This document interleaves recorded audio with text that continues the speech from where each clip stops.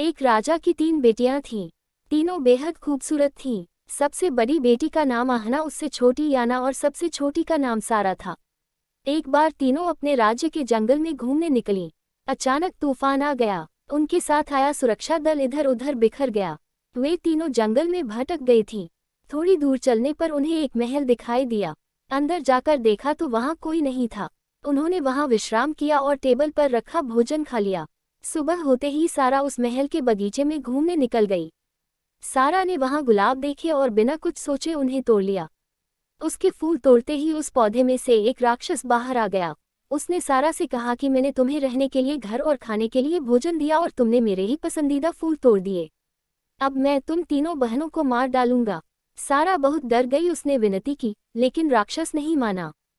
फिर राक्षस ने एक शर्त रखी कि तुम्हारी बहनों को जाने दूंगा, पर तुम्हें यहीं रुकना होगा। सारा ने ये शर्त मान ली और राक्षस के साथ रहने लगी। राक्षस के अच्छे व्यवहार से धीरे धीरे उनके बीच दोस्ती हो गई। एक दिन राक्षस ने सारा को उसके साथ शादी करने के लिए कहा। सारा नहीं हाँ कर पाए और न ही मना।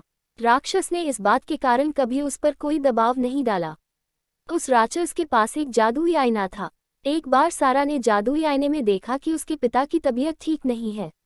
वह रोने लगी। ये देख राक्षस ने उसे 7 दिन के लिए घर जाने की इजाज़त दे दी। उस राक्षस की इजाज़त लेके सारा अपने घर पहुंची। उसके पिता ने उसे देखा तो वह बहुत खुश हुए और सारा अपने परिवार के साथ खुश रहने लगी। उसके पिता की तबीयत भी ठीक हो गई। सारा को पता ही नहीं चला कब 7 दिन बीत गए। और फिर एक दिन सारा ने सपना देखा कि राक्षस बीमार है और उसे बुला रहा है।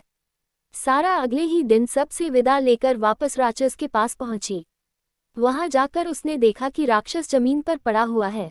ये देख सारा रोते हुए उसके पास गई।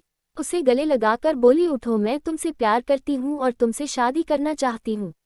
ये सुनते ही राक्षस एक सुंदर राजकुमार में बदल गया। वह बोला कि मैं यही शब्द सुनने का इंतजार कर रहा था। उसने बताया कि एक बुरी औरत ने उसे श्राप दिया था और कहा था कि जब तक उसे उसका प्यार नहीं मिल जाता वह इसी हाल में तड़पता रहेगा।